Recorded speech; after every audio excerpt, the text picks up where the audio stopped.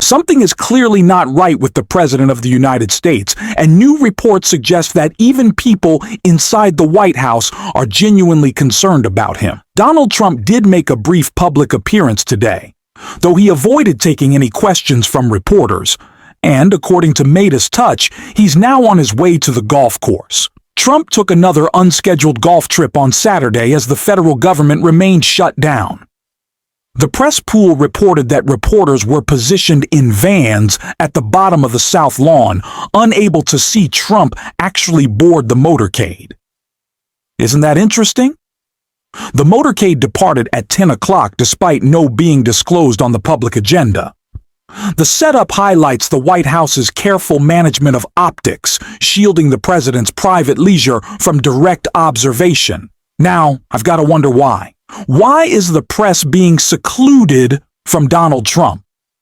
We know that he disappears for every 2 weeks, every 28 days. He disappears for about anywhere from 4 to 6 days. What is going on during that time? He doesn't talk to press. Donald Trump, who is not shy at talking to press, he'll literally talk to anyone. But there are moments during his presidency where they begin to actively hide him, and we don't actually know why. The trip comes at a time when federal operations are disrupted and lawmakers are negotiating funding in the past. Trump said a president is responsible for avoiding a government shutdown. And as Midas Touch says here, instead of engaging lawmakers, Trump will spend the morning at his golf resort. A move that underscores Trump's priorities. The optics of leisure during a government crisis raised questions about how serious Trump is taking this.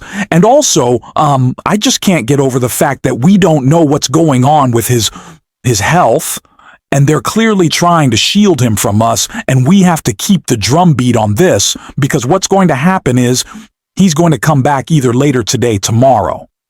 They're going to act like nothing's wrong.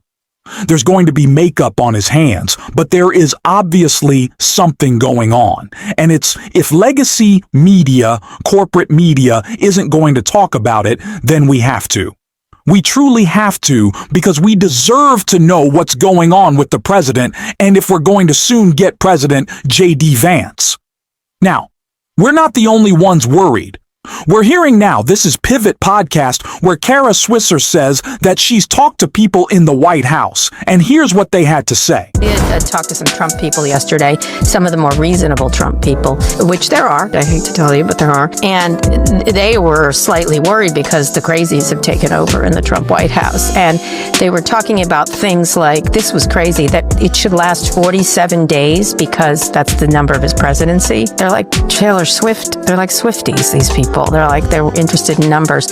And they're talking about a full, sort of prostration of Democrats. You can see Russell Vought getting a hard-on about firing people and getting rid of government. And I think from talking to some Trump people, there's a group in the White House which is like, let's let it last forever. Like, this is great. Like, they're giddy about it.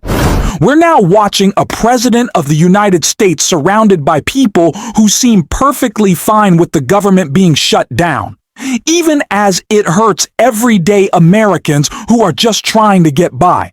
But inside the White House, there are at least some voices quietly sounding the alarm, recognizing that what Donald Trump is doing is not just reckless, it's deeply troubling. They're reportedly worried, not only about his behavior, but also about the kind of people he's chosen to keep around him. Now, shifting gears for a moment, veteran journalist Lawrence O'Donnell is calling out the media for how it's been handling all of this. Specifically, he's been tearing into the New York Times for the way they've covered Trump's actions during this shutdown, saying their reporting has been far too soft, far too normalizing for what's actually happening. And honestly, he's right to say it. The press has a responsibility to tell the truth, not to sugarcoat chaos. Here's what Lawrence O'Donnell had to say, right here. Is lost. The New York Times is still the greatest newspaper in America by far, and one of the greatest newspapers in the world. But tonight, the New York Times is lost. The New York Times has no idea how to cover the madness of Donald Trump. And so the New York Times ignores it. Just as the madness of King George III had to be ignored by the London Times in 1789. The Washington press corps is lost along with the New York Times. There is no one working at the New York Times tonight who, when they were editing their high school newspapers and dreaming about one day working at the New York Times, ever imagined they would have to cover a president of the United States who uses the official social media communications tools of the White House, government communication paid for by the taxpayer, to post fake videos of the first black minority leader of the United States House of Representatives and the first Jewish minority leader of the United States Senate. When they were working on their high school newspapers, they had no idea there would be a president of the United States who would post videos on a government-operated social media account that put fake words into Chuck Schumer's mouth, which AI makes sound exactly like Chuck Schumer, and that fake language in that video would be filled with Donald Trump-style profanity, language Chuck Schumer would never use in public, but language that the current president of the United States has shocked the world with repeatedly. Donald Trump is the first president of the United States who has been heard publicly and deliberately using profanity repeatedly, words that I can, but I will not use on this program, because as every adult is supposed to know, there are places where profanity is not appropriate. No one taught Donald Trump that. Who's going to bother to stop to talk about Donald Trump's use of profanity when he is sending troops into American cities, that he lies about being a war zone? I agree that it's just too small an item in the daily transgressions of Donald Trump. But remember, don't ever forget that the American news media almost unanimously agrees that Hillary Clinton lost her presidential campaign because she used the word deplorable once to describe some Trump voters, some of whom proved themselves willing to behave deplorably and violently for Donald Trump on January 6th, when they became the only people in American history to attack the Capitol of the United States on behalf of their presidential candidate. There are people working at the New York Times today who will insist to you that Hillary Clinton's use of the word deplorable was in and of itself deplorable.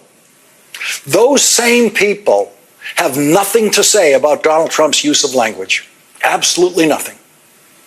Those people believed that you cannot possibly be elected president in this country if you use the word deplorable to describe any voters in America.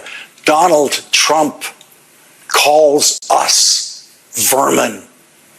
Donald Trump got elected president calling American voters vermin if they didn't vote for him. Hitler's word, vermin.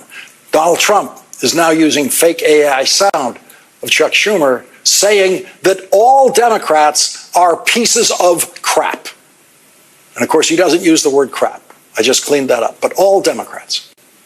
All those wise pundits who've been telling you for years that Hillary Clinton couldn't possibly be elected in this country if she's going to use a word like deplorable in a political campaign referring to voters on the other side, can only make that argument now by completely ignoring every single thing Donald Trump has said publicly about voters who do not vote for him. Every single thing he said. I know that was a longer clip, but it was absolutely worth it. Lawrence O'Donnell nailed it. He's one of the few voices in mainstream media still willing to tell the truth, which is exactly why independent media matters so much. I'm genuinely grateful to have this platform where I can speak openly without anyone trying to silence or filter what I say. And I'm even more grateful to all of you who keep showing up to listen and engage, because real change only happens when we're willing to do things differently. What's happening right now clearly isn't working. Not in this presidency, and not in how the truth is being reported. Outlets like the New York Times have dropped the ball, which makes it even more important for independent voices to step up and call things as they are. That's what we're doing here. Thanks for watching this video, and if you stuck around at the end, you can drop the blue heart in the comments, and until next time, I will see you soon.